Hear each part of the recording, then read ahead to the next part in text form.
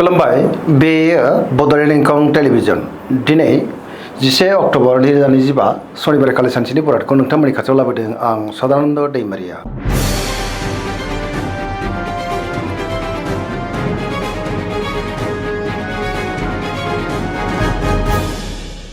सिगां फरायनो लादों मेष राशि गिबि हांखो अ ल दिनैनि साना जोबोर मोजां गोसोखौ दिनै जोबोर गोजोननाय मोनगोन गुबुननि थाखाय गोबां मोजां खामानि मावनानै गोसोआव गोजोननाय फैगोन सोरबा लोगोनिफ्राय हरखाबै मोजां खौरांबो फैनो हागौ मावलांनाय खामानिखौ दिनै गोरलैयैनो मावफुंनोबो हागोन मोनफ्रोमबो खामानियावनो जाफुंसारनो हागौ देहाया दिनै मोजाङैनो थागोन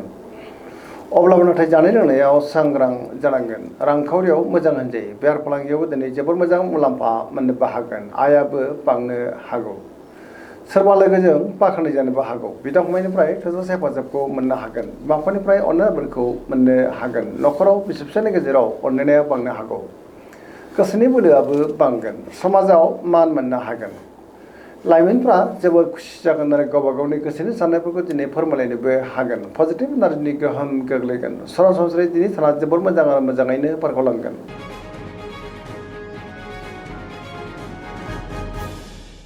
वृष राशि गिबि हांखो इ उ ब दिनैनि साना मोजां आरो गाज्रिनि गेजेरजों बाबेलांनो हागौ गोसोआव गोनो गोथो साननाय फैनो हागौ गावनि गोसोनि साननायफोरखौ दिनै गुबुननो फोरमायनो गोब्राब जागोन माबा मोनसे जेंनाजों दिनै मोगा-मोगि जानांनोबो हागौ सुथुरनि गाज्रि नोजोर थानोबो हागौ गोसोनि साननायफ्रा दिनै देबर नांनोबो हागौ गोसोआव गोनो गोथो साननाय फैगोन मावलांनाय खामानिखौ मावफुंनायाव माबा मोनसे हेंथा फैनो हागौ समाजाव मान मोननो हागोन रांखावरियाव बारा मोजां नङा नाङा फाङा खरसाया दिनै बांनोबो हागौ बेफार फालांगियावबो दिनै बारा मोजां नङा होनजायो देहाया मोजाङैनो थागोन अब्लाबो नाथाय जानाय लोंनायाव सांग्रां जानांगोन बिसि-फिसायनि गेजेराव अनलायनाया बांगोन मावलांनाय खामानिखौ मावफुंनायाव माबा मोनसे हेंथा फैनायाव गोसोआव दिनै जोबोर गोनो गोथो जानोबो हागौ आरो नेगेटिभ एनार्जिनि गोहोम गोग्लैनोबो हागौ फरायसाफोरा दिनै फरायनायाव गोसो दुंखांगोन आरो मोजां फिथाइ मोननोबो हागोन।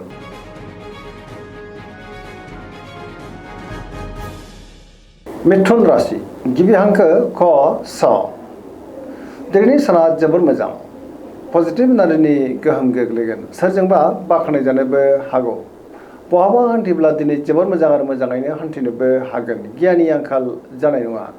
गोसोआव गोथों आरो गोग्गो साननाय फैगोन देहाया दिनै मोजाङैनो थागोन रांखावरियाव जोबोर मोजां होनजायो बेफार फालांगियावबो दिनै जोबोर मोजां मुलाम्फा मोनगोन आरो आयाबो बांनो हागौ न'खराव बिसि-फिसायनि गेजेराव अनलायनाय फैगोन समाजावबो मान मोननो हागोन गोसोनि बोलोआ दिनै बांगोन मावलांनाय खामानिखौ थि समावनो आरो गोरलैयैनो मावफुंनानै गोसोआव गोजोननाय फैगोन सोरबा लोगोनिफ्राय हेफाजाब मोननो हागौ गोथों आरो गोग्गो साननो रोंगोन गियाननि आंखाल जानाय नङा गोसोआ दिनै जोबोर खुसि जागोन लाइमोनफ्रा गावबा गावनि गोसोनि साननायफोरखौ दिनै फोरमायनोबो हागोन पजिटिभ एनार्जिनि गोहोम गोग्लैगोन सरासनस्रायै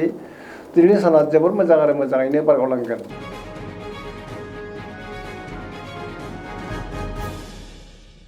कर्कट राशि गिबि हांखो ड ह दिनैनि साना जोबोर मोजां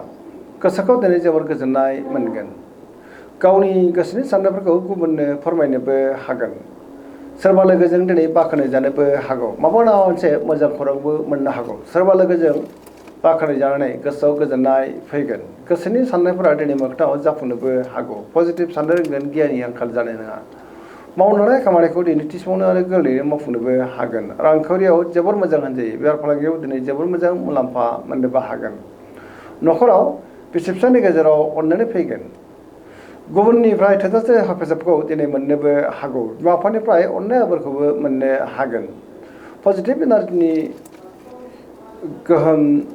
गोग्लैगोन अब्लाबो नाथाय गोसोआ दिनै जोबोर उसुखुथु जानोबो हागौ।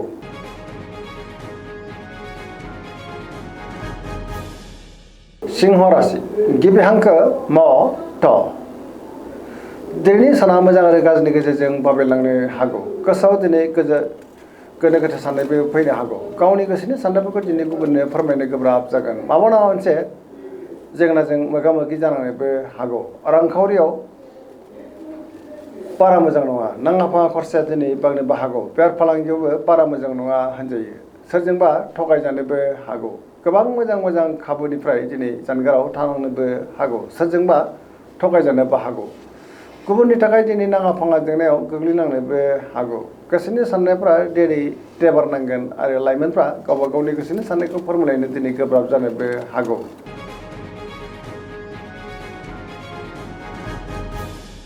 कन्या राशि गिबि हांखो फ थ दिनैनि साना जोबोर मोजां गुबुननि गोसोखौ गोरलैयैनो बोनोबो हागोन लोगोफोरनिफ्राय थोजासे हेफाजाब मोननो हागौ बिमा बिफानिफ्राय अननाय आबोरखौ दिनै मोननो हागोन बहाबा हान्थिब्ला दिनै जोबोर मोजां आरो मोजाङैनो हान्थिनोबो हागोन गियाननि आंखाल जानाय नङा गोथों आरो गोग्गो साननो रोंगोन रांखावरियाव मोजां होनजायो बेफार फालांगियावबो दिनै जोबोर मोजां मुलाम्फा मोननोबो हागोन देहाया दिनै मोजाङैनो थागोन सोरजोंबा बाख्नायजानाय गोसोआ दिनै जोबोर खुसि जागोन आरो पजिटिभ एनार्जिनि गोहोम गोग्लैगोन लाइमोनफ्रा जोबोर खुसि जागोन आरो गावबा गावनि गोसोनि साननायफोरखौ दिनै फोरमायलायनोबो हागोन सरासनस्रायै दिनै साना जोबोर मोजां आरो मोजाङैनो बारग'लांगोन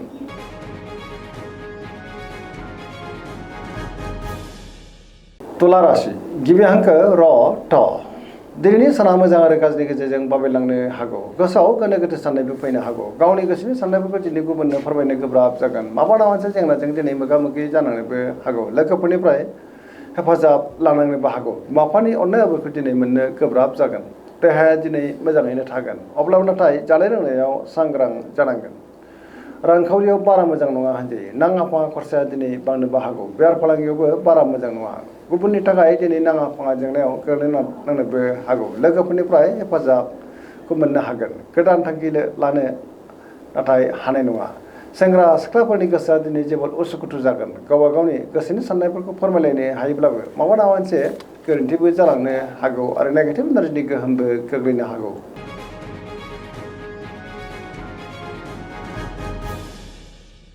वृश्चिक राशि गिबि हांखो न स दिनैनि साना जोबोर मोजां समाजाव मान मोनगोन गोबां मुंदांखा सुबुंजों बहाबा लोगो मोनज्लायनोबो हागौ पजिटिभ एनार्जिनि गोहोम गोग्लैगोन समाजाव गोबां मान मोननानै गोसोआव दिनै जोबोर गोजोननाय फैगोन सोरबा गोजाम लोगोजों बहाबा लोगो मोनज्लायनोबो हागौ गोसोआव दिनै गोथों आरो गोग्गो साननाय फैगोन गियाननि आंखाल जानाय नङा मावनांनाय खामानिफ्राबो दिनै गोरलैयैनो मावफुंजानोबो हागौ गुबुननिफ्राय थोजासे हेफाजाबबो मोननो हागौ गोसोनि साननायफ्रा मोगथाङाव जाफुंगोन गोसोनि बोलोआ बांगोन न'खराव बिसि फिसायनि गेजेराव अनलायनाय फैगोन रांखावरियाव मोजां होनजायो बेफार फालांगियावबो दिनै जोबोर मोजां मुलाम्फा मोननोबो हागोन देहाया दिनै मोजाङैनो थागोन मोनफ्रोमबो खामानिखौनो गोरलैयैनो मावफुंलांनो हागोन फरायसाफ्रा जोंनि फरायनायाव गोसो दुंखांगोन आरो मोजां फिथाइ मोननोबो हागोन सरासनस्रायै दिनै साना जोबोर मोजां आरो मोजाङैनो बारग'लांगोन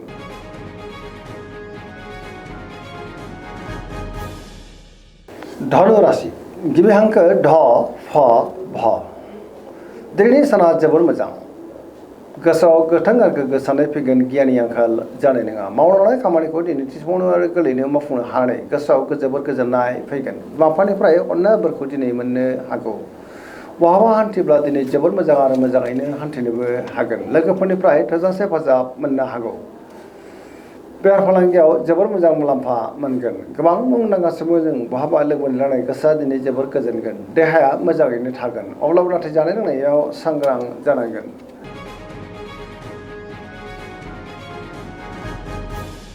मकर राशि गिबि हांखो ख ज दिनैनि साना जोबोर मोजां गोसोखौ दिनै जोबोर गोजोननाय मोनगोन सोरजोंबा बाख्नायजानोबो हागौ गोबां मोजां खाबु दिनै मोननो हागौ रांखावरियाव जोबोर मोजां होनजायो बेफार फालांगियावबो दिनै जोबोर मोजां मुलाम्फा मोनगोन आरो आयाबो बांनो हागौ गोबां मुंदांखा सुबुंजों दिनै बहाबा लोगो मोनलायनोबो हागौ रांखावरियाव मोजां होनजायो बेफार फालांगियाव दिनै जोबोर मोजां मुलाम्फा मोननोबो हागोन गोदान थांखि लानो रोंगोन सेंग्रा सिख्लाफोरनि गोसोआ दिनै जोबोर खुसि जागोन आरो गावबा गावनि गोसोनि साननायफोरखौ फोरमायलायनोबो हागोन बिदा फंबायनिफ्राय थोजासे हेफाजाबबो मोननो हागौ जायखि खामानि मावानो दिनै मोनफ्रोमबो खामानिखौनो गोरलैयैनो मावफुंलांनो हागोन आरो पजिटिभ एनार्जिनि गोहोम गोग्लैगोन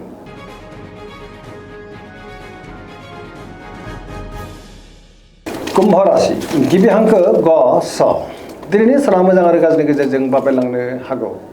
गोसोनि साननायफ्रा देबार नांगोन मावलांनाय खामानिखौ थि समावनो आरो गोरलैयैनो मावफुंनो गोब्राब जानोबो हागौ लोगोफोरनिफ्राय हेफाजाब मोननो दिनै गोब्राब जागोन बिमा बिफानिफ्राय अननाय बोरखौ मोननो हागोन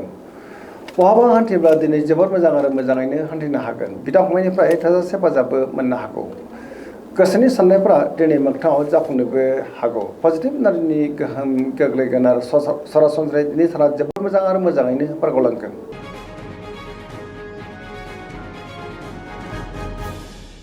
मीन राशि गिबि हांखो ड स दिनैनि साना मोजां आरो गाज्रिनि गेजेरजों बाबेलांनो हागौ गुबुननि थाखाय दिनै नाङा फाङा जेंनायाव गोग्लैनांनोबो हागौ नेगेटिभ एनार्जिनि गोहोम गोग्लैगोन गोसोनि बोलोआ दिनै लोरबां जानोबो हागौ समाजाव मानहानि जालांनोबो हागौ देहाया दिनै मोजाङैनो थागोन अब्लाबो नाथाय जानाय लोंनायाव सांग्रां जानांगोन बिदा फंबायनिफ्राय हेफाजाबखौ मोननो हागोन रांखावरियाव मोजां बेफार फालांगियाव जोबोद मोजां मुलाम्फा मोनगोन सोरजोंबा बाख्नाय जानोबो हागौ लाइमोनफ्रा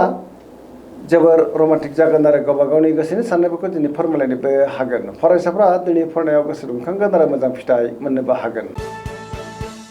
दिनैनि राशि फरायनाय एसेनोसै जोबनायाव बेखौनो खावलायो जाहाथे नोंथांमोना सानफ्रामबो जोंनि बे बड'लेण्ड इंखं टेलिभिजनखौ नायबाय थायो आरो साबस्क्राइब खालामो लोगोसे लाइक खालामो आरो शेयार खालामो एसेनोसै गोजोन्थों।